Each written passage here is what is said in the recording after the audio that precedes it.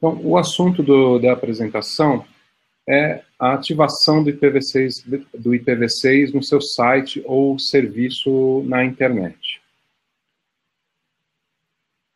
Eu gostaria de receber algum feedback, antes de começar, de quem está no chat, se está conseguindo me ouvir bem, se o som está ok.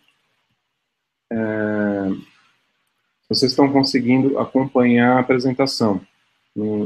Ok? Tá.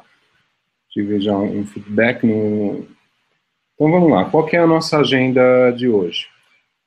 Eu gostaria de falar um pouco sobre o estado do esgotamento de IPv4, depois explicar como está se dando essa transição do IPv4 para o IPv6, falar um pouquinho dos problemas do CGNAT, que é uma das tecnologias usadas nessa transição.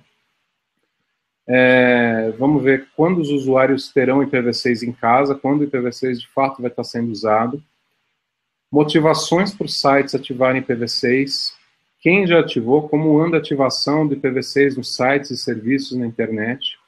Como anda o IPv6 aí nos provedores de trânsito, nos provedores de hospedagem, data centers, nos sites mais acessados do Brasil, nos top sites brasileiros, ou nos topsites.br, e como a gente pode fazer para ativar o IPv6 no site. Depois disso, a gente abre para perguntas que podem ser feitas via chat, e eu e o Rodrigo, que estamos aqui, vamos tentar responder, pelo menos, as dúvidas de vocês. Então, eu gostaria de começar falando do esgotamento do IPv4. Esse gráfico que está sendo mostrado, ele é feito pelo pessoal do APNIC, que é o pessoal que distribui os IPs lá na região da Ásia e Pacífico. Então, a distribuição dos IPs para os provedores, para as grandes redes na internet, ela é feita de forma hierarquizada. Existem 5 instituições principais, que são chamadas de Registros Regionais de Internet, RIRS, Regional Internet Registries, o APNIC na Ásia, o LACNIC aqui na América Latina e Caribe, o ARIN na América do Norte, o RIPE na Europa e o AFRINIC na África. E alguns países têm instituições nacionais também para fazer essa distribuição. É o caso do Brasil. No Brasil, o NIC-BR, por meio do Registro BR, que é um departamento nosso, faz a distribuição dos IPs para as grandes redes, para os provedores, para os sistemas autônomos. Esse gráfico, ele mostra o esgotamento em cada uma das regiões. Né? Como que funciona? Você tem um estoque central, tinha um estoque central, no caso dos IPv4, a IANA. Né? Esse estoque central administra todos os blocos de IP livres, e ele vai repassando pequenos blocos, pequenos do ponto de vista do total, né? Ele vai repassando blocos para cada um desses registros regionais. Aqui no Brasil, a gente compartilha o estoque com o LACNIC. Então, e cada registro regional vai atendendo às requisições dos provedores, das grandes redes. Então, os provedores vão conectando mais usuários à internet, a internet continua crescendo, vão alocando, então, os IPs que estavam disponíveis, ficam, quando o estoque chega num mínimo, eles vão lá no RIR, ou aqui no caso do Brasil, eles vêm no NIC-BR e pedem mais IPs, e assim a coisa vai andando. Então, a gente vê aí pelo gráfico que alguns dos estoques regionais já terminaram. Então, o primeiro que terminou foi o do APNIC. Ele terminou... Foi em 2011. Praticamente junto com o estoque global, com o estoque da IANA, com o estoque central. Depois teve o término do estoque do RIPE. Depois teve o término do estoque do LACNIC. O do ARIN está para acontecer e o do AFRINIC deve demorar um pouquinho. Agora, o que é esse término do estoque? Esse término do estoque não é o zero absoluto. Né? Quando a gente fala em terminar o estoque, a gente pode lembrar da situação da água aqui em São Paulo. Então, as represas esgotou o volume normal e o pessoal começou a usar o volume morto, que era uma espécie de reserva de emergência. Né? Uma reserva para situações não corriqueiras. Aí. Então, com os IPs acontece a mesma coisa. Quando a gente fala que os IPs se esgotaram, quer dizer, chegou num limite mínimo, numa espécie de reserva de contingência. E essa reserva é o que a gente está usando agora para atender o crescimento da internet, e ela tem regras muito mais restritas para a distribuição. Então, como que funciona? Foi reservado aqui no LACNIC um /10, que é dividido em duas metades. A primeira metade, que está sendo usada agora, qualquer sistema autônomo, qualquer rede que tem IPs, pode pedir IPs adicionais, só que só pode pedir um /22 e só pode fazer uma requisição nova a cada 6 meses. Um /22 são aproximadamente 1000 IPs. Isso, para um provedor grande, é praticamente nada. Para um provedor pequeno, pode ainda sustentar o crescimento da rede dele, ou para uma empresa, pode sustentar o crescimento da rede dela por algum tempo. Mas para um provedor grande, 1000 IPs, podemos dizer que é a quantidade de usuários, talvez ele ative em um dia, ou algo assim. A internet cresce bastante rápido. E quando acabar essa primeira metade do estoque, vai chegar na segunda metade lá do volume morto, e o que vai acontecer? Apenas as redes que nunca tinham pedido IPs antes vão poder pedir esses IPv4. Isso serve para quê? Para se tiver novos entrantes na internet, novas empresas se conectando à internet, elas vão operar com IPv6, mas elas vão ter uma quantidade mínima de IPv4 para conseguir conversar com o legado. Esse outro gráfico que eu estou mostrando agora é o gráfico aqui do LACNIC, né? Então ele mostra em quantidades de /8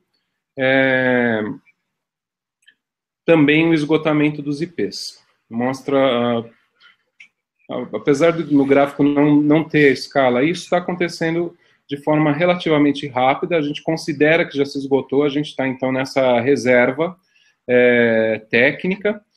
A primeira metade dela, aproximadamente metade desse tanto já foi alocado. Nos últimos... o esgotamento foi no meio do ano passado. Então, se for para fazer uma estimativa, eu diria que isso vai durar até a metade desse ano, um pouquinho mais. A primeira metade dessa reserva técnica já vai ter se esgotado. E daí vai sobrar a segunda metade, que vai ser só para os novos entrantes na internet. Então, para fins práticos, o IPv4 já se esgotou. Já se esgotou no mundo inteiro, com exceção da África, onde o crescimento da internet ainda não é tão grande quanto nas outras regiões do mundo. E como que é a transição? O que acontece? Um ponto importante para quem é novo no assunto, não ouviu falar do IPv6, é que o IPv6 e o IPv4, eles não se conversam. Então, um computador que só tem IPv6 não fala com um computador que só tem IPv4 e vice-versa. Quando você fala de uma transição, você fala em deixar o IPv4 funcionando e colocar também o IPv6. Só que a situação dos provedores de acesso hoje é a seguinte: eles têm lá vários usuários conectados com IPv4 e não tem mais IPv4 para conectar usuários novos. Essa situação já é uma situação real e já existe. Então, qual seria a solução? Uma solução, ou a solução padrão aí, a solução que foi dada pela comunidade técnica da internet, foi justamente o IPv6. Então, esses usuários novos aqui deveriam acessar a internet usando IPv6. Só que tem um problema. Qual que é o problema? Bom, o problema é o seguinte: o IPv6 e o IPv4 não se conversam. Então, não adianta você dar IPv6 para um usuário e ele acessar, por exemplo, tentar acessar um site na internet que está em um servidor que só fala IPv4. E tem muitos sites que estão ainda nessa situação. O servidor só fala IPv4. Esse usuário IPv6 não conseguiria acessar esse site. Né? Uma outra situação que fica complicada para o provedor de acesso é que ele também pode oferecer IPv6 para um usuário, tentar conectar aquele usuário usando IPv6, e o usuário tem um equipamento antigo, um equipamento legado, que ainda não reconhece IPv6. Então, isso é comum, por exemplo, no caso de alguns smartphones mais antigos. No caso de computadores, nem tanto. Os computadores já há muito tempo suportam IPv6. Mas, no caso de roteadores domésticos, por exemplo, também pode acontecer. O que os provedores estão fazendo, então? Eles estão implantando, junto com o IPv6, uma outra tecnologia chamada de Carrier Grade NAT. Talvez você já tenha ouvido falar de NAT. NAT é uma tecnologia para compartilhamento do IPv4. E o Carrier Grade NAT, o que é? Uma tecnologia para compartilhamento do IPv4 usada na operadora, no provedor. Por isso o nome Carrier Grade, quer dizer, um NAT de categoria a ser usada em provedores, em grande escala. Como funciona, como vai funcionar, ou como está funcionando a transição, então? Os provedores de acesso estão ativando esse Carrier Grade NAT porque eles não têm mais IPv4 para entregar para os usuários. Então, o usuário passa a receber um IPv4 compartilhado, um IPv4 já nateado, um endereço privado, né, que na hora que o usuário vai, de fato, navegar na internet, ele aparece com o endereço IPv4 que está sendo usado por talvez dezenas ou mesmo centenas de outros usuários simultaneamente. Essa tecnologia tem alguns problemas, daqui a pouco a gente vai falar deles. Em paralelo com isso, os provedores também estão começando a entregar IPv6 para os usuários. Então, quando o provedor entrega IPv6 para os usuários, e o usuário vai acessar um site que já tem IPv6, ele faz isso via IPv6. Quando o provedor, quando o usuário vai acessar um site que só tem IPv4, ele faz isso usando o IPv4 compartilhado, passando por esse CGNAT na rede do provedor, então ele acessa esse site com o IPv4. Né? Mesma coisa acontece também se o usuário tem um equipamento que não reconhece IPv6 ainda, ele vai usar essa tecnologia do CGNAT. Bom, qual que é o problema que a gente tem com o CGNAT? Um dos problemas que pode preocupar mais quem tem um site, quem cuida de um site na internet, é o esgotamento das portas. Como assim? O que é isso? Para você fazer uma conexão TCP/IP, uma conexão com o site, além do número IP, você usa um outro número, que é o número da porta. O IP, o endereço IP, faz o pacote de dados chegar até o computador correto. A porta, depois, dentro do computador, grosso modo, simplificando, a gente pode dizer que faz o pacote, faz os dados chegarem até a aplicação certa, até a janela certa, até a aba correta do browser. Né? Então, o que acontece? Para cada IP, você pode ter 65 mil portas simultâneas. Quer dizer que, numa situação normal, quando você tem um IP só seu para usar no seu dispositivo, ele pode fazer 65 mil conexões diferentes com outros dispositivos simultaneamente. Isso é bastante. O problema é o seguinte, quando você compartilha um endereço IP com vários usuários, você também está compartilhando essas portas, e você tem que dividir essas portas entre vários usuários. Então, vamos dizer que a gente compartilhe um IP, por exemplo, entre 100 usuários diferentes. Cada usuário desses, em vez de ter 65 mil portas, vai ter, fazendo as contas, 650 portas. Ainda é bastante, 650 conexões simultâneas. Mas vamos supor que esse usuário seja uma empresa, ou um condomínio, ou algum lugar onde você, de novo, esteja fazendo um compartilhamento, porque já é comum você usar essa tecnologia de compartilhamento desde a década de 90, dentro das empresas, dentro das residências, quando você está usando o seu roteador Wi-Fi na sua residência, ou em muitas empresas se usa essa tecnologia de compartilhamento. O que você faz? Você compartilha de novo, divide mais, diminui mais ainda a quantidade dessas portas. Algumas aplicações web usam dezenas de portas simultaneamente. Por exemplo, quando você acessa o Google Maps. Quando você acessa o Google Maps, você usa cerca de 20 ou 30 conexões simultâneas para carregar o mapa na tela para acelerar o carregamento da página. Então, essa situação de esgotamento das portas, obviamente, ela pode ser evitada pelos provedores de acesso se o grau de compartilhamento dos endereços for baixo, mas é algo real e algo preocupante. Pode causar problemas de que tipo? O usuário não consegue acessar o serviço. Se faltou porta para ele, ele não consegue fazer a conexão, ele não consegue acessar o site na outra ponta, o serviço que ele está acessando. Uma outra preocupação que a gente tem em relação ao CGNAT, do ponto de vista de quem toma conta de um site, é que o CGNAT é um ponto extra de falha na rede do provedor. Ele pode ser um ponto em um equipamento que está engargalado, causando lentidão na rede, ele pode ser um ponto de falha mesmo. Outra questão que preocupa é a quebra de conectividade fim a fim. Então, um princípio da internet é que cada computador consegue, cada dispositivo conectado à rede, consegue se falar diretamente, consegue se conectar, falar diretamente com qualquer outro dispositivo.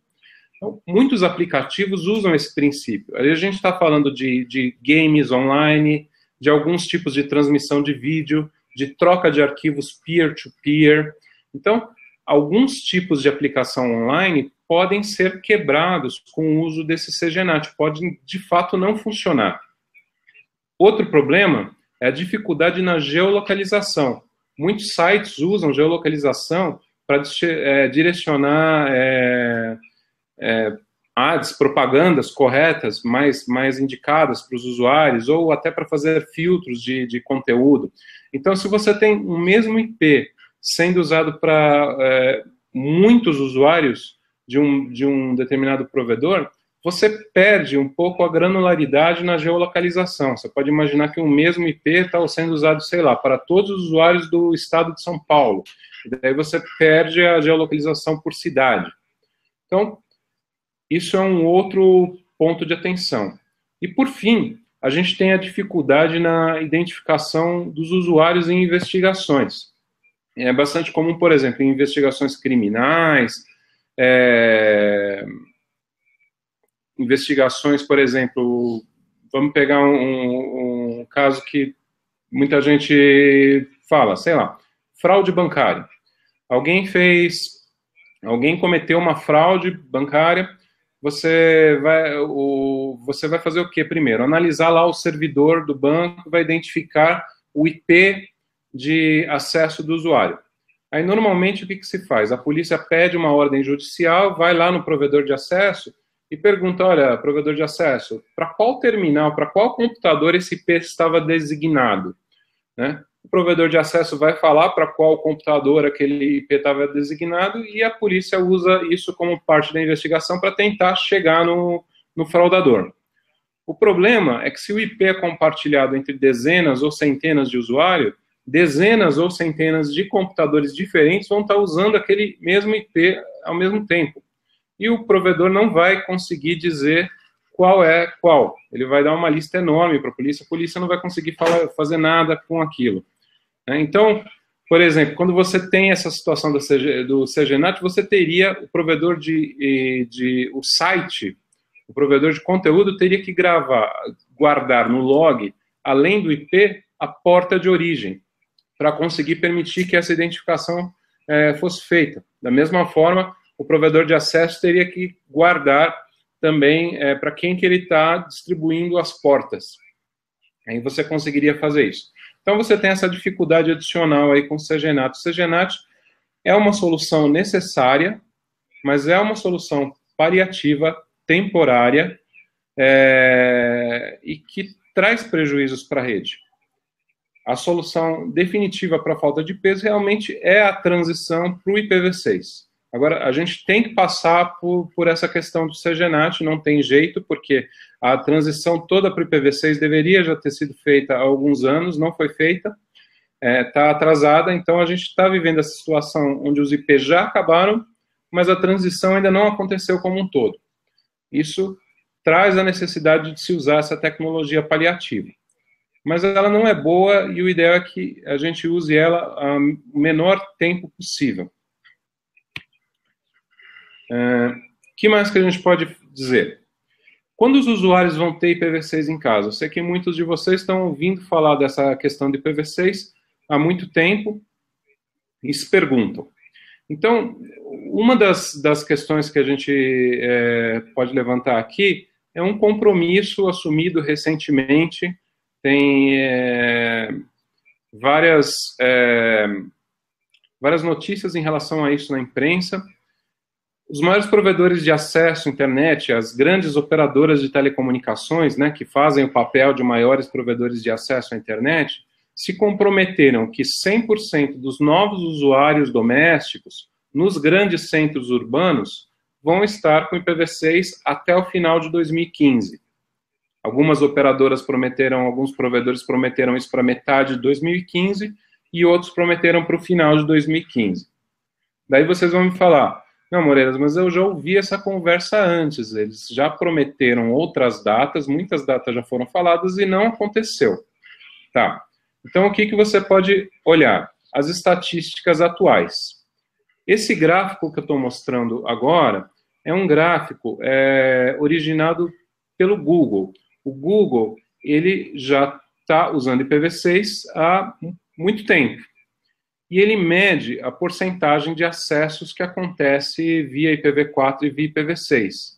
E esse gráfico mostra a porcentagem dos acessos dos usuários brasileiros. Vocês veem aí pelo gráfico que até o finalzinho de 2014 a gente não tinha quase nada, chegava a 0,1% de acessos. E agora, desde o finalzinho de 2014, aumentando agora no começo de 2015, isso começou a aumentar rapidamente, né? A gente começou a ter um aumento. O número final ainda é pequeno, baixo, inexpressivo. A gente está em 1,3% dos usuários domésticos, ou dos usuários gerais do Brasil, que acessam o Google, acessam ele via IPv6. Mas vocês veem que a velocidade de aumento disso é muito grande, e ela tende a continuar. Tende a continuar por quê? Porque ela mostra justamente que a implantação nesses grandes provedores de internet que oferecem conectividade para os usuários residenciais já começou. Se a gente olhar outras estatísticas que eu não coloquei aqui, mas que elas estão públicas, por exemplo, no site do APNIC, a gente vai notar que isso se deve principalmente ao bom trabalho feito pelo pessoal da Vivo Telefônica, da NET e da GVT. A gente vê que são justamente o gráfico desses 3 provedores que estão puxando a curva para cima. Tem vários outros provedores também fazendo a implantação de IPv6. Esses são os que estão chamando mais atenção, que a gente vê mais nitidamente no gráfico, que estão puxando essa curva para cima. Tá, então, por que um site teria que ativar IPv6? Qual é a motivação para você que toma conta de um site, de um serviço na internet, ativar IPv6? Bom, essa é a melhor forma de atender bem todos os usuários atualmente. Então, se você tem a preocupação de que todos os usuários cheguem no seu site com a melhor qualidade possível, com a maior velocidade possível, a melhor forma hoje é você ter, ao mesmo tempo, IPv4 e IPv6. Você evita, com isso, os problemas do CGNAT. Ou seja, que problemas você poderia esperar com o CGNAT? Uma eventual lentidão, uma eventual falta de conectividade. Obviamente, não estou dizendo que o CGNAT vai causar lentidão em todos os casos, falta de conectividade generalizada, não, né? No geral, vai funcionar, é uma solução paliativa que vai funcionar, mas em alguns casos, sim, pode ser esperado lentidão, pode ser esperada falta de conectividade, pode ser esperados problemas com geolocalização, problemas com identificação do usuário. Então, se você quer evitar esses problemas, diminuir a possibilidade desses problemas acontecerem, implante IPv6, ative IPv6. A gente pode considerar também que a internet como um todo está migrando para o IPv6. No médio prazo, no longo prazo, não há alternativa. Esse é o caminho. E, por fim, você tem que considerar que grandes players já ativaram o IPv6. Né? Quem são esses grandes players? Quem já ativou IPv6? Então, acho que vocês conhecem, todo mundo conhece, Google, YouTube, tudo bem, é uma companhia do Google, Netflix, Facebook, LinkedIn, Terra, UOL. Quem mais, Rodrigo, que a gente estava vendo hoje? Globo, a gente... Globo tem aquele esquema o Globo.com tem IPv6, mas você tem que fazer eles só ativaram hoje em dia para quem faz a consulta DNS via IPv6 também, mas está ativado na Globo.com. Abriu. A home do Banco do Brasil já está em IPv6. Enfim, os sites aqui do NIC-BR, obviamente, já estão em IPv6 há muitos anos. Sites de muitas universidades, da USP, da Unesp, por exemplo, estão em IPv6. Então, a gente tem... O governo também tem o ano passado anunciaram um documento com prazos bem definidos para a implantação do IPv6. Então, todo mundo aí está caminhando para o IPv6 e o pessoal, players importantes aí, como Google, YouTube, etc., Netflix, eles já fizeram essa implantação, já fizeram a implantação, ao menos em parte, pelas razões que eu apresentei há pouco. Pensando em atender bem os usuários, todos os usuários, pensando em atender os usuários da forma mais rápida e evitar a maior parte dos problemas. Esse gráfico que eu estou mostrando agora é um gráfico que a gente faz aqui no NIC-BR, analisando o top 1 milhão de sites do Alexa. Então, a gente pegou desse top 1 milhão de sites do Alexa. A Alexa é uma empresa que faz ranking na internet, é um serviço de ranking. No site deles você consegue baixar a lista do top 1 milhão de sites mais acessados, segundo a avaliação deles. Nessa lista, a gente pegou os top 1000. A gente pegou os 1000 mais acessados. E a gente olhou desses 1000 mais acessados, a porcentagem dos sites que tem IPv6. Então, a gente vem fazendo esse teste aí desde 2011. Esse primeiro salto que é visto no gráfico aqui, isso aqui foi em 2011. Esse segundo salto aqui no gráfico foi em 2012. Em 2011 e 2012 foram feitos dois eventos mundiais. Um foi o World IPv6 Day, que era um teste proposto para você ativar o IPv6 por um dia, em 2011. E depois, em 2012, foi feito o World IPv6 Launch, que era uma data proposta para você ativar definitivamente o IPv6 em seus sites. Então, isso mostra que muitos sites ativaram o IPv6 nessas datas, e a gente vê que isso tem crescido. Devagar ainda, mas tem crescido. Né? A gente tem hoje mais de 17% dos sites, desses top 1000 sites, dos sites mais acessados no mundo, com IPv6 disponível. IPv6 e IPv4, obviamente. Aqui a gente vê a mesma situação nos sites .br, nos sites .br que aparecem nesse top 1 milhão de sites do Alexa. Então, eu pego essa lista do Alexa, dos top 1 milhão de sites, separo lá todos os .br que aparecem ali. Então, eu tenho sites .br, sites brasileiros mais acessados, sites com domínio .br, e vejo qual a porcentagem desses sites que tem IPv6. Bom, a porcentagem está estável, em torno de uns 12%, já há algum tempo. Desde quando? Desde 2012. Em 2012, nós fizemos aqui no começo do ano a Semana IPv6, que foi uma campanha também de ativação, e depois, no meio do ano, teve o World IPv6 Launch. Muitos sites ativaram o IPv6 nessas duas datas. E mantiveram isso ativado, mas depois pouco cresceu. Teve algumas variações para cima e para baixo, e a gente tem uma situação mais ou menos estável desde então.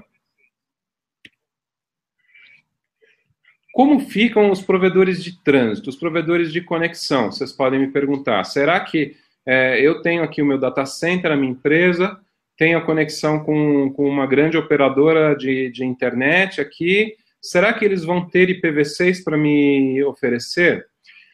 A maior parte dos provedores de trânsito, dos provedores de conexão, já estão trabalhando com IPv6, e a gente olhando a tabela de rotas na internet, a tabela BGP, a gente consegue ver quantos clientes, quantos usuários deles, obviamente usuários que utilizam BGP, usuários que são sistemas autônomos, quantos já têm IPv6 e e uma porcentagem do total, né?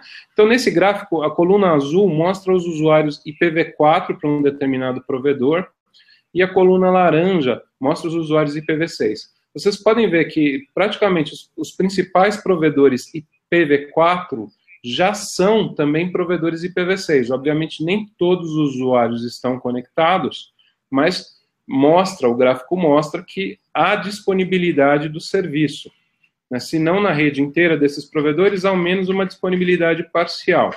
Então, quem são esses provedores aqui? Que eu não sei se está dando para enxergar no vídeo, mas temos aqui a GVT, a CTBC, a Level 3, a Embratel, a Vivo.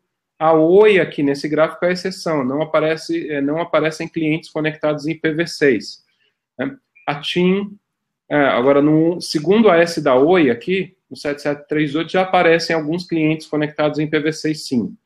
IPE, Optel, G8, Sul América, Copel, Internexa, Telebrás, Concorp, Infoway, Alog, RAM Telecom. Então, pela quantidade de usuários conectados, esses são os principais provedores. Praticamente todos eles já têm também usuários conectados em IPv6. Isso mostra que a rede deles, o core da rede deles está preparado para IPv6 e ele já tem condições de oferecer IPv6 para os usuários. A gente pode acompanhar também esse gráfico, é um gráfico do PTT-BR, do PTT Metro aqui de São Paulo, da troca de tráfego IPv6. O que é o PTT? O PTT é um ponto na infraestrutura da internet onde provedores e diversas outras empresas, provedores de acesso, de conteúdo e diversas outras empresas que usam BGP, né, sistemas autônomos, vão e se interconectam para trocar o tráfego. Esse gráfico é da troca de tráfego IPv6 das últimas semanas, das últimas 6 semanas. E a gente pode ver um crescimento bastante acentuado. Quer dizer, em 6 semanas a gente foi de um pouco mais de 1 giga para quase 4 giga. Né? Um crescimento praticamente aí triplicou, um pouco mais até do que triplicou o tráfego aí num período não muito longo, 1 mês e meio. Então, isso reflete o quê? Reflete a disponibilidade de IPv6 nos grandes provedores, nas operadoras, e reflete a quantidade de usuários finais também aumentando. Então, já existe tráfego real em produção IPv6 na internet há bastante tempo, e isso tem aumentado rapidamente. Então, até agora, aí a gente tentou mostrar que o IPv6 é importante para os sites, e que é algo que já está acontecendo, é algo que está acontecendo agora, não é algo para o futuro, é algo para se pensar já, nesse momento. E os provedores de hospedagem, data center? Bom, todos já suportam IPv6? Não, mas tem um grande número de provedores que suportam IPv6, que já anunciaram, que a gente vê que os serviços funcionam com IPv6. Então, a gente tem o SERP, no caso do governo, a King Host, a Cloudflare, a Amazon no serviço de EBL, que é o balançador de carga deles, Elastic Balance Loader ou alguma coisa assim. A Log, Data Center, o Audible, o Google no Blogger, no Apps, em outros serviços, a Akamai e alguns outros provedores aí que não são nacionais, mas é que a gente viu que vários sites aqui, .br, vários sites nacionais usam, a VH, SoftLayer, Digital Ocean. Então, todos esses caras aqui já têm IPv6. Há opções no mercado de provedores de hospedagem de data centers com IPv6, da mesma forma que há a opção de provedores de acesso, de conexão com IPv6. Olhando para os top sites.br, para os sites mais acessados brasileiros, né? Então, do mesmo jeito, pegando aquela lista do Alexa, a gente pegou os top 1000 sites daquela lista dos .br que não tem IPv6. E a gente deu uma olhada em que redes que eles estão conectados, para ver se alguma dessas redes tinha IPv6 ou não. Então, a gente chegou aqui à conclusão que pelo menos 612 desses 1000 sites que a gente pegou para olhar, que estão lá entre os sites mais acessados, apesar de não terem IPv6, eles estão conectados em redes que têm IPv6 disponível. por exemplo, em redes acadêmicas, como a rede da RNP ou da ANSP, ou na Level 3, Embratel, UOL, Cloudflare, Telefônica, Terra, Amazon, OVH, Log, Algar, Telecom, GVT, Akamai, SoftLayer, DigitalOcean. Então, são redes, data centers, provedores, etc., que já têm IPv6 disponível.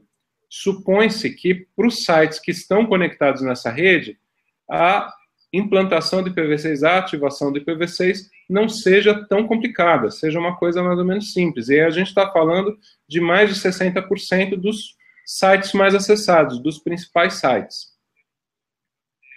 E onde estão os sites que já têm IPv6, que já usam IPv6? A gente vê esses sites, olhando também essa lista dos top sites, aí a gente puxou na lista de top sites os primeiros 2.000 aproximadamente que apareceram lá, um pouco menos do que isso, eu não anotei o número correto aqui. A gente olhou onde que eles estavam, em que redes que eles estavam, em que data centers, como que eles estavam conectados, né? E a gente chegou à conclusão que tem sites na RNP, na DigitalOcean, na OVH, na Amazon, no Hackspace, na KingHost, no SoftLayer, no Audible, na Cloudflare, no Google. Então, tem bastante opções no mercado aí de data centers, de hosting, que oferecem IPv6 e tem bastante gente já usando essas opções. Bom, chegando aqui na parte já final da apresentação, daqui a pouco a gente abre para perguntas. Então, como ativar? Como ativar? Quais são os passos que a gente tem que fazer para ativar IPv6 no site, no serviço? O primeiro passo, talvez seja mais complicado em alguns casos, mas nem todos os casos, como eu acabei de mostrar, é obter a conectividade, né? Isso já foi muito complicado, né? Há poucos meses atrás, diria, que você tinha poucas opções de provedores de conexão, você tinha pouca gente de redes treinada e conhecendo IPv6, mas essa situação vem mudando rapidamente. Então, como obter conectividade? Vai depender da sua situação. Você está hospedando o seu site dentro da sua empresa? Desculpa. Está hospedando o site dentro da sua empresa, no data center próprio? Você vai ter que falar com a sua equipe de redes, eles vão ter que falar com os provedores de internet da empresa, pedir a conexão, o trânsito.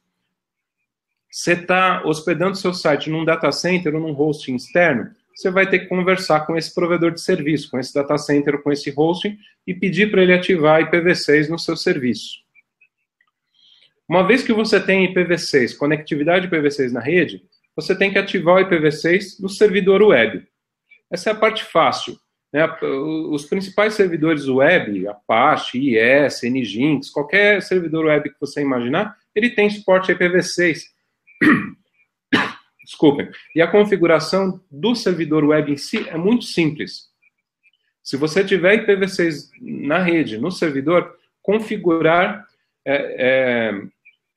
o protocolo no serviço web em si é trivial. Agora, uma vez feito isso, você vai ter que testar o seu site, ou usando um ambiente de teste separado, ou até usando, se for o caso, um ambiente menor, ou criando um nome de domínio alternativo e atualizando o DNS, criando um quad-A no DNS, um registro novo, uma entrada nova lá no DNS para apontar para o IPv6. Então você cria, em vez de www, o seu nome de domínio.com.br, você cria lá um ipv6.seunomededomínio.com.br para testes e coloca lá um registro quad-A apontando para o seu endereço IPv6. E você vai testar o seu site. Pode ser que o site não funcione? Pode ser. Em que a gente tem que prestar atenção? Bom, sites estáticos, sites muito simples, eles vão funcionar de cara, não vai ter problema nenhum. Sites dinâmicos, mais complexos, que usam os IPs para fazer alguma coisa, por exemplo, você faz o log dos IPs, ou você usa o IP para identificar o usuário de alguma forma, você trata o IP literal, o número IP na sua aplicação, você talvez tenha que reescrever aquela aplicação para ela entender o endereço IPv6, que ele é bem diferente do endereço IPv4. O formato dele, o tamanho dele é diferente. Então, se você trata o IP de alguma forma na aplicação, vai ter mudanças. Se você usa geolocalização, por exemplo, talvez tenha algumas mudanças. Então, você tem que tomar algum cuidado com as aplicações. Tem que testar e ver se a aplicação está funcionando corretamente com o IPv6. Na maior parte dos casos vai estar, não vão ser exigidas mudanças, mas em casos mais complexos, sim, vão ser necessárias mudanças. Você vai ter que mexer na aplicação. Uma vez que você tenha certeza que a tua aplicação está funcionando corretamente no IPv6, você acrescenta esse quad A no DNS no domínio principal, ou seja, você passa a apontar o domínio principal também para o endereço IPv6. Você mantém os registros A, que já estavam lá apontando para os IPv4 do servidor, e acrescenta o quad A no domínio principal.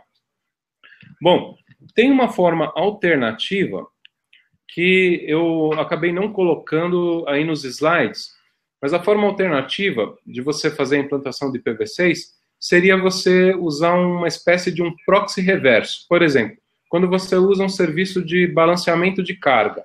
Como eu citei no próprio caso da Amazon. Na Amazon tem muita gente que usa o serviço de hosting, o AWS. No AWS, eles ainda não têm disponível IPv6, até onde é do meu conhecimento. Agora, no serviço de balanceamento de carga, que você pode colocar na frente daquele seu host lá que está no AWS, sim, eles têm suporte a IPv6. Né? E o host, o site principal, pode ficar lá atrás funcionando só IPv4, e esse balanceador de carga, ou proxy reverso, pode fazer uma espécie de conversão entre o IPv4 e o IPv6.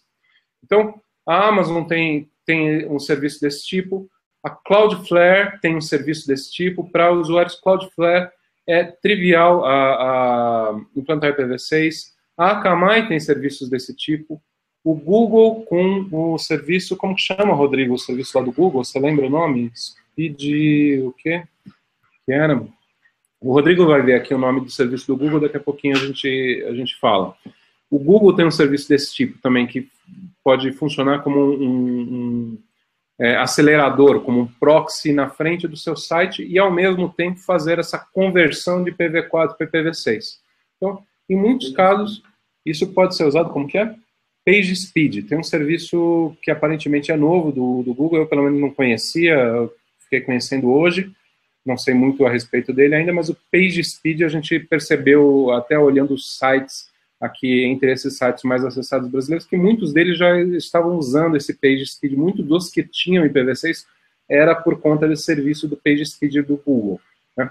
Enfim, então também tem essa alternativa. Você pode colocar IPv6 nativo no seu site, né, conectividade na rede, no servidor, ativa lá no Apache, no Nginx, e configura nativamente no seu site IPv6, não é muito complicado fazer isso, ou você pode usar um proxy reverso, que pode ser feito com Squid na sua própria rede, ou pode ser contratado de uma empresa externa, aí de um balanceador de carga, como a Cloudflare, a Amazon e outros, para fazer essa conversão, essa compatibilização aí do seu site com IPv6.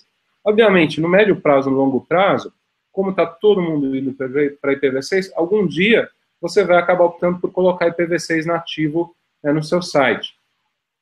A gente já viu há algum tempo aí apresentações interessantes do pessoal do Facebook. Né? O pessoal do Facebook, eles começaram fazendo esse tipo de conversão, mantendo o back-end em IPv4 e colocando um cara na frente para converter para IPv6. Aí eles foram passando o back-end tudo para IPv4 nativo também, e agora, em algumas apresentações que eles fizeram em eventos recentemente, eles comentaram que a equipe de desenvolvimento interna está pensando em fazer o contrário. Olha, deixa os back-ends só em IPv4 deixa os back-ends só em IPv6 e faz uma conversão para IPv4 na ponta, porque facilitaria deixar todos os softwares e sistemas lá rodando com um protocolo só e ter na ponta. Então, o caminho natural é você ir para o IPv6 nativo e talvez mais para frente você use um serviço desses que hoje é usado para colocar IPv6, para fazer uma conversão para IPv6, você vai usar isso para fazer uma conversão para IPv4 legado até o dia que o IPv4 não vai ser mais necessário, mas isso vai demorar ainda uns bons anos para acontecer. Bom, gente, eu quero acrescentar algo não aqui com a cabeça. São o que eu falei, mas a gente abre para questões agora. Se alguém tiver alguma pergunta, pode fazer pelo chat, né? Se alguém está assistindo só pelo YouTube e não sabe onde está esse chat, está lá no ipv6.br/ao vivo, tem o chat, o web chat lá, que na verdade é um canal do IRC, do IRC, na Freenode, canal ipv6.br. Você pode entrar lá no chat e fazer a sua pergunta. Tem alguma pergunta?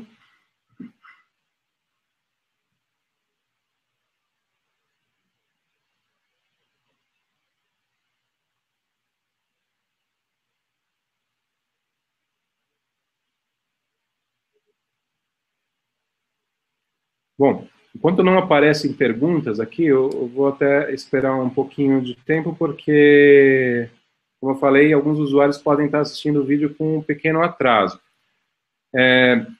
Mas, comentando com vocês, né, quem não conhece ainda o nosso site, o ipv6.br, a gente tem lá artigos sobre IPv6, estatísticas sobre IPv6, e tem a parte dos nossos cursos, material didático. Então, a gente tem oferecido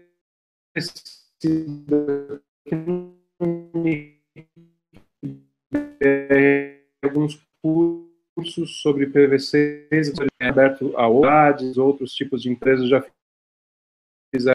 Todo o material está disponível gratuitamente no site. A apresentação já está disponível no próprio site ipv6.br/ao vivo. Você consegue fazer o download dela lá agora. O vídeo depois a gente vai colocar no canal no YouTube, né? Se você quiser a apresentação do vídeo em si, o vídeo da apresentação em si gravado, a gente vai cortar o que for necessário, fazer a edição e colocar no canal do YouTube, e provavelmente amanhã ele já está lá. Que mais? Então, eu dizia que o material todo está disponível no site, e a gente tem, inclusive, um material de laboratório com exercícios num emulador de rede, que é o Core. Então, você consegue emular lá roteadores, emular o servidor, fazer testes de configuração num ambiente que roda num VirtualBox. Você consegue baixar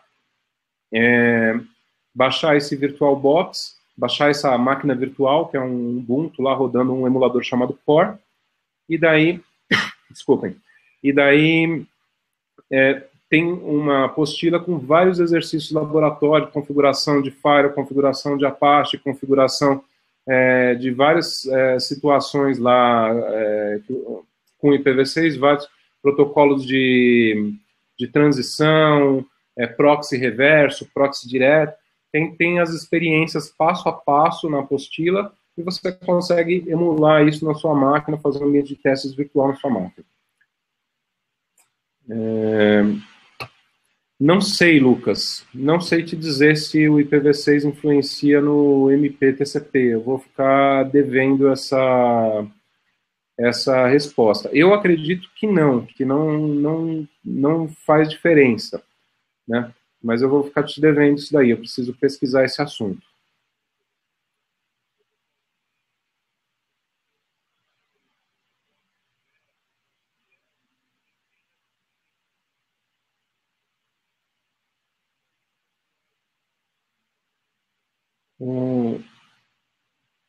Você entendeu a pergunta do Semarangon, hein?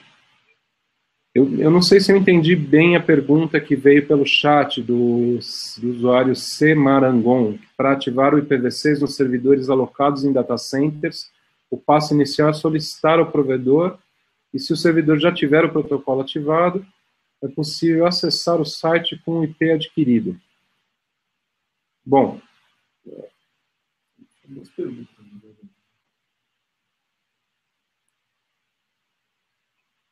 Uma pergunta para solicitar um PVD. Tá. Para ativar o IPv6 nos servidores alocados em data center, sim. O primeiro passo é solicitar a ativação do IPv6 para o provedor de conexão que você está usando naquele data center. O serviço de conexão. Quem você está usando o serviço de internet do próprio data center, eles que estão fornecendo? Se for o caso, você vai pedir para eles ativarem o IPv6 nessa sua conexão internet. Se o servidor já tiver o protocolo ativado, é possível acessar o site? Bom, eu não sei quando você está falando do servidor, se você está se referindo ao host, à máquina física, ao computador, ou se você está se referindo ao software, ao serviço web. Obviamente, você precisa ter o servidor, o IPv6 ativado nas duas coisas. Você precisa ter o IPv6 ativado na rede do servidor, no sistema operacional, e você precisa ter o IPv6 habilitado no servidor web, no Apache, no Nginx, no software que você usar lá no IS, o software que você usar como servidor web. Para alguns softwares, essa configuração é automática, para outros você precisa colocar lá uma linha de configuração ou algo assim. Se for um serviço de hosting, você vai ter que ver se eles já oferecem isso. Se tiver um painel de controle, se eles oferecerem, vai ter a opção no painel de controle. Tem uma outra pergunta, se tem algum ganho real no que diz respeito à velocidade de acesso migrando um serviço para IPv6. Não tem. O que se espera do IPv6 é que ele mantenha a mesma qualidade do serviço que o IPv4. E os testes que a gente tem feito com os serviços que já têm IPv6 confirmam essa ideia. A qualidade do serviço é a mesma, você não tem ganho real de velocidade, não. Agora, o que você pode ter com o aumento do uso do CGNAT, do compartilhamento de IPv4, você pode ter uma piora na qualidade do acesso dos usuários que estão chegando pelo IPv4. Então, comparativamente, você colocar IPv6, você seria uma garantia de qualidade de serviço. Agora, se está tudo bem hoje no IPv4, desconsiderando essa história do compartilhamento de endereços que está só começando, você, simplesmente por colocar IPv6, você não tem ganho. Até por isso, tem esse atraso todo na transição. Todo mundo esperou até o último momento.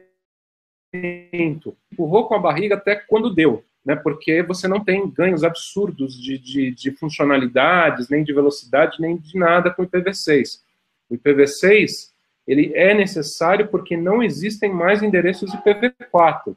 E agora já não tem mais como fugir do problema, porque de fato acabou o IPv4 e os provedores não conseguem conectar usuários novos. Eles conseguem só compartilhar o IPv4 e isso começa a trazer problemas. E tem toda a questão da internet, além da questão de usuários novos, de pessoas físicas que ainda não acessam a internet e querem acessar e vão passar a acessar, você tem toda a questão da internet das coisas, dos milhares de dispositivos diferentes que hoje estão conectados à rede. Então, você tem hoje já, além dos smartphones, você tem videogames, você tem equipamentos de TV, de multimídia, você tem já automóveis conectados à rede, você tem equipamentos domésticos dos mais variados tipos que começam a aparecer, já existem lâmpadas conectadas com IP, etc. O problema começa a fazer funcionar.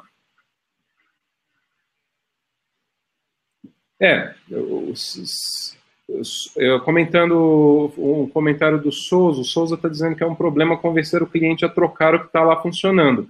Sim, é um problema, é o que eu estou tentando fazer aqui. Convencer vocês que é uma troca necessária, não uma troca, mas no caso agora seria a curto prazo uma adição. Você deixa lá o IPv4 funcionando e põe o IPv6, mas não tem outro caminho, Não tem outro caminho. Se a gente quiser que a internet continue funcionando, continue crescendo, não tem outro caminho.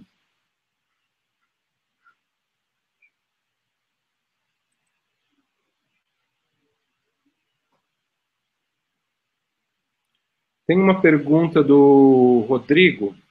que é o que fazer se o data center informar que ainda não existe a opção IPv6. Bom, e se a gente recomenda a troca do data center, ou se isso vai ser obrigatório? Não vai ser obrigatório, né? Isso eu acho que é uma questão que o mercado vai acabar resolvendo, né? Eu acredito que a maior parte dos data centers já tem essa opção, como a maior parte dos provedores. Alguns ainda não têm. Eu acho que, se essa é a sua situação, você deve chegar para o seu provedor, para o seu hosting, para o seu data center, e perguntar para ele, escuta, vocês têm planos para implantar IPv6? Qual que é a data concreta que isso vai estar funcionando? Né, que eu estou vendo que esse negócio é importante, tal. Vocês vão fazer? Se eles te derem uma data que você acha que você está confortável com ela, que vai te atender e tal, você espera. Se eles não tiverem nenhum plano, nada, sugiro que você comece a dar uma olhada em outras opções, estudar a possibilidade de trocar sim, né? O Carlos Souza, está perguntando se existe uma forma de verificar se um determinado IP público, IPv4, hoje em dia está sendo distribuído via CGNAT. Não, que eu saiba, não existe. Não tem como diferenciar o range. O Rodrigo também disse que existe uma faixa de IPs, que é a faixa de IPs privados, que o provedor vai entregar para o usuário doméstico na hora que ele estiver usando o CGNAT, é uma faixa reservada específica, diferente daquela faixa que é reservada para as empresas. Então, é uma faixa que é o 100.64/10. Né? Então, se você receber uma conexão do seu provedor em casa, e um IP nessa faixa de 100.64/10, você vai saber que ele está usando o CGNAT, mas ainda assim você não sabe o IP público que está lá atrás. A pergunta do Souza Carlos era se dava para identificar o IP público, se ele estava sendo usado ou não com o CGNAT. Eu não conheço nenhuma forma de identificar isso hoje fácil, não. O Lucas está perguntando se ele é obrigado a usar o CGNAT na migração para o IPv6.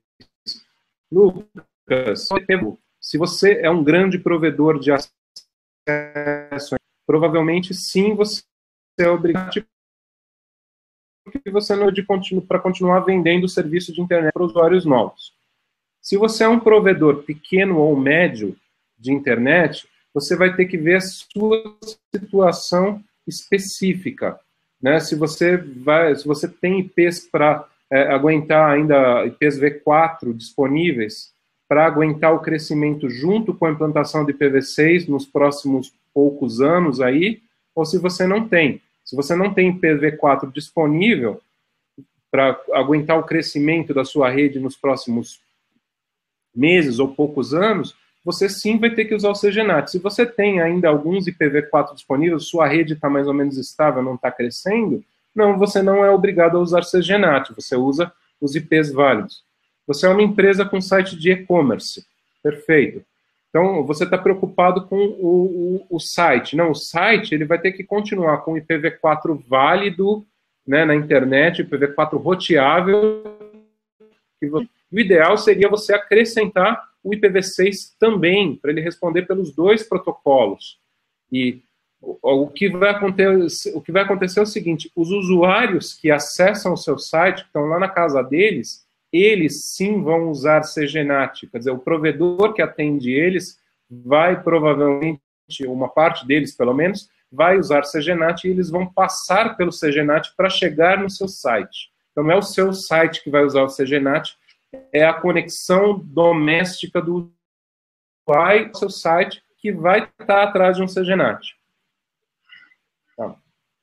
Voltando à questão do Souza Carlos, não é uma faixa específica. Vamos dizer assim, a faixa de IPs roteáveis, de IPs públicos que está sendo compartilhada entre diversos usuários, não é uma faixa específica. Cada provedor está pegando a mesma faixa que eles usavam antes para dar o IP público 1 por usuário e usando uma parte dessa faixa para compartilhar entre diversos usuários diferentes.